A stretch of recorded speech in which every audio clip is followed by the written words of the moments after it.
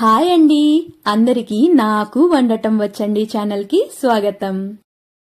ఈ వీడియోలో కర్నూలు స్పెషల్ ఉగ్గానిని ఎలా ప్రిపేర్ చేసుకోవాలో చూపిపోతున్నానండి. ఈ ఉగ్గానిలో ఒక పొడి కలుపుతారు. ఆ పొడిని మనం కరెక్ట్ గా ప్రిపేర్ చేసుకున్నట్లయితే ఉగ్గాని టేస్ట్ చాలా బాగుంటుంది. జస్ట్ 5 minutes లో ప్రిపేర్ చేసేసుకోవచ్చండి. దీనికోసం నేను ఇక్కడ ఫస్ట్ అయితే ఒక 3 గ్లాసుల వరకు బొరుగుల్ని తీసుకున్నాను.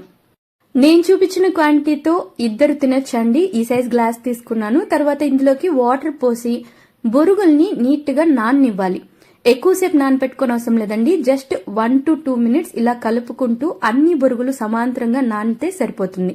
తరువాత ఇలా చేతిలోకి తీసుకుని ఎక్సెస్ వాటర్ మొత్తాన్ని పిండేసి బొరుగుల్ని మాత్రం పక్కకు తీసేసుకోవాలి.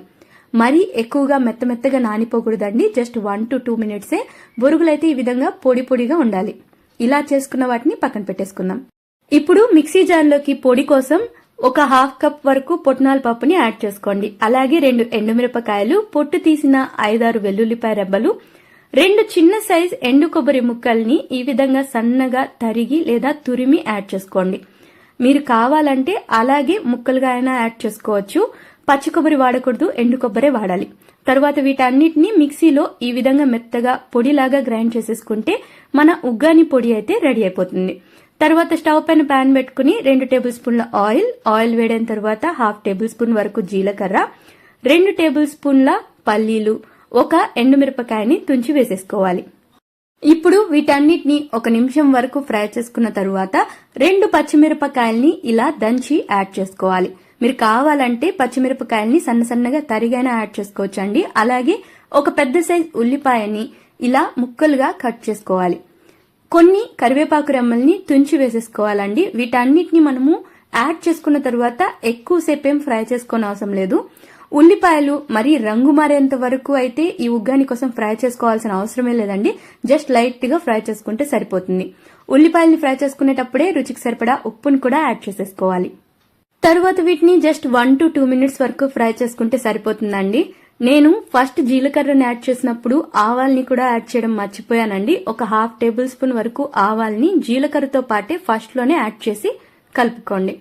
ఇలా మనం అన్నిటినీ ఒక 2 నిమిషాలు ఫ్రై చేసుకున్న తరువాత చూడండి, ఉల్లిపాయలు కాస్త ఈ విధంగా ఉంటే సరిపోతుంది. ఈ స్టేజ్ లో మనము ఒక 1/2 టీ స్పూన్ వరకు పసుపు, ఒక చిన్న సైజ్ టమాటాని కాస్త పెద్ద ముక్కలుగా కట్ చేసి యాడ్ చేసుకోండి. టమాటాలు కూడా మెత్తపడాల్సిన అవసరమే లేదండి. ఉగ్గానికి అన్ని కాస్త లైట్ గా ఫ్రై అయితే సరిపోతుంది. ఈ విధంగా ఫ్రై చేసుకున్న తరువాత ఇందులోకి ఒక 1/2 టేబుల్ స్పూన్ వరకు కారం పొడిని యాడ్ చేసుకోవాలి. తరువాత కారం పొడి చక్కగా టమాటాలు మరియు ఉల్లిపాయలకి పట్టే విధంగా మిక్స్ చేసుకోవాలండి.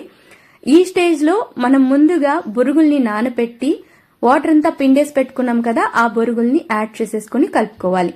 బొరుగుల్ని కలుపుకునేటప్పుడే ముందుగా గ్రైండ్ చేసుకున్న ఉగ్గాని పొడిని కూడా యాడ్ చేసుకోవాలండి. నేను ఇక్కడ 2 టేబుల్ స్పూన్ల వరకు పొడిని యాడ్ చేసుకుని చక్కగా బొరుగులతో పాటు కలిసే విధంగా మిక్స్ చేసుకుంటున్నాను. ఈ ఉగ్గానికి మంచి టేస్ట్ రావాలంటే పొడిని ఖచ్చితంగా యాడ్ చేయాలండి. మీకు కాస్త ఎక్కువ కారంగా తినాలనిపిస్తే పొడిని ఇంకాస్త యాడ్ చేసుకుని కలుపుకోండి. ఈ ఉగ్గానికి బెస్ట్ కాంబినేషన్ అని చెప్పాలంటే మిర్చి బజ్జీ అండి. మీరు కర్నూలులో ఎక్కడికి వెళ్ళినా సరే ఈ ఉగ్గాని ప్రతి హోటల్లో, ప్రతి స్ట్రీట్ లో దొరుకుతుంది. స్టవ్ ఆఫ్ చేసిన తరువాత కొన్ని తరిగిన కొత్తిమీర రెమ్మల్ని చల్లేసి కలిసే విధంగా మిక్స్ చేసుకుంటే ఎంతో టేస్టీగా ఉగ్గాని అయితే రెడీ అయిపోతుందండి. కొంతమంది అయితే ఇందులోకి కాస్త అల్లమైనా యాడ్ చేస్తారు. ఇంకొంతమంది ఇలా స్టవ్ ని ఆఫ్ చేసిన తర్వాత కొంచెం లెమన్ ని పైన పిండి మిక్స్ చేసుకుంటారండి. నేనైతే ఇక్కడ లెమన్ యాడ్ చేయడం లేదు. మీకు నచ్చినట్లయితే లెమన్ ని కూడా యాడ్ చేసుకోండి. అంతే అండి, ఎంతో టేస్టీ అయిన కర్నూలు స్పెషల్ ఉగ్గాని అయితే చాలా ఈజీగా రెడీ అయిపోతుందండి. జస్ట్ 5 minutes లో మనం ఈజీగా ఈ ఉగ్గానిని అయితే ప్రిపేర్ చేసుకుని మార్నింగ్ బ్రేక్ఫాస్ట్ గా అయినా లేదా స్నాక్స్ లాగా కూడా తినొచ్చండి. చాలా బాగుంటుంది. మీరు కూడా తప్పకుండా ట్రై చేసేయండి. ఈ వీడియో కనుక మీకు నచ్చినట్లయితే లైక్, షేర్ ఇంకా కామెంట్ చేసేయండి. ఇంకా సబ్స్క్రైబ్ చేసుకోలేదా?